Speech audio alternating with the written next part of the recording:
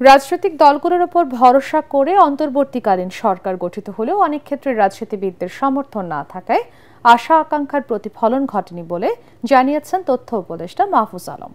রাজধানীতে women in democracy আয়োজিত গণতন্ত্র বিনির্মাণে নারী আমরা কি পেলাম শীর্ষক সেমিনারে এ কথা বলেন তিনি।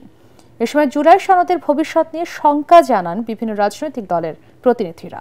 মিজান শাহজাহানের রিপোর্ট। কাজী জেসিনের সঞ্চালনায় সেমিনারে বক্তব্য রাখেন বিশ্ববিদ্যালয়ের শিক্ষক, রাজনীতিবিদ ও নাগরিক সমাজের প্রতিনিধিরা। এনসিপির সিনিয়র যুগ্ম আহ্বায়ক সামান্তা শারমিন ও সিনিয়র যুগ্ম সদস্য সচিব ডাক্তার তাসনিম যারা অভিযোগ করেন, রাজনৈতিক দলগুলোর অসহযোগিতার কারণে নারীদের লেভেল প্লেইং ফিল্ড তৈরি হচ্ছে না। মোড় ঘুরিয়ে দেওয়া ডিসিশন যেখানে নেওয়া হয় সেখানে কোনো নারী নাই, এটা হচ্ছে বাস্তবতা। এই মুহূর্তে সেটা নাই এবং বিভিন্ন জায়গায় যখন বসেন তখন পুরুষরাই বসেন। ঐক্যমত্য কমিশনে তখন বিএনপি যদি এই প্রস্তাবটাতে সাপোর্ট দিত হয়তো এই প্রস্তাবটা এগিয়ে যেত, সেটা হয়নি। নারীরা সামনে দাঁড়াতে না পারার দায় শুধু রাজনীতিবিদদের নয়, এমন মন্তব্য বৈষম্য বিরোধী ছাত্র আন্দোলনের সাবেক মুখপাত্র উমামা ফাতেমার।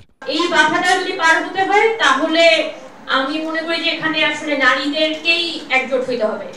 সব মশার বিরুদ্ধে সুরক্ষা দিতে এলো বসুন্ধরা এক্সট্রিম অ্যারোসল, মশার বিরুদ্ধে এক্সট্রিম সুরক্ষা। সেমিনারে নাগরিক ঐক্যের সভাপতি মাহমুদুর রহমান মান্না ও গণসংহতি আন্দোলনের জোনায়েদ সাকি কথা বলেন জুলাই সনদের ভবিষ্যৎ নিয়ে। এখন পর্যন্ত সামগ্রিকভাবে এই এত বড় অভ্যুত্থানের মধ্যে দিয়ে এই জাতি কি পেয়েছে, দেশ কি পেয়েছে, এটা বোঝার জন্য, দেখবার জন্য, উপলব্ধিতে আসার জন্য সম্ভবত আরো কিছু সময় লাগবে।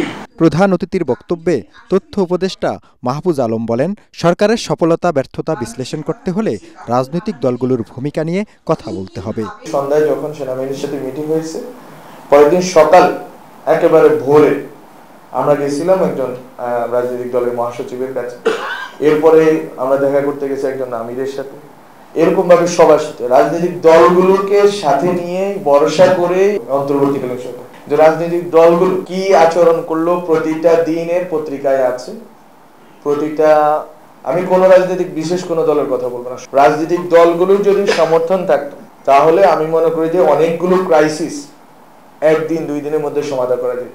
বক্তারা বলেন, বড় দলগুলো নারীর সমান অধিকারের কথা বললেও তাদের প্রাথমিক মনোনয়ন তালিকায় দেখা যায় নারীর অংশগ্রহণ উপেক্ষিত।